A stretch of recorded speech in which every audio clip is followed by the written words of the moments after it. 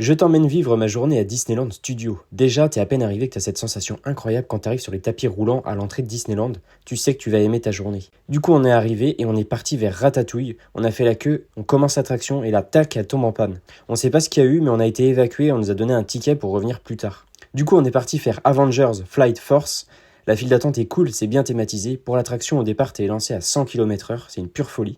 Juste après, on est retourné faire Ratatouille qui avait réouvert, et même si je l'ai déjà fait, j'ai vraiment apprécié avec les décors et tout. Après, on allait manger parce que ça creuse d'attendre 10 ans dans les files d'attente. Et en parlant de files d'attente, on allait faire Crush Coaster après manger, et comme d'habitude pour cette attraction, il y a 2 heures d'attente. Par contre, elle vaut vraiment le coup, pour moi c'est la meilleure du parc. Après ça, on a testé pour la première fois Spider-Man, et j'ai même pas envie d'en parler tellement c'est nul. C'est une perte de temps et sans intérêt. Ensuite, on a fait Toy Soldier Parachute, ils annonçaient 35 minutes d'attente, on a fait le double. À part ça, c'est assez sympa, mais ça dure pas longtemps.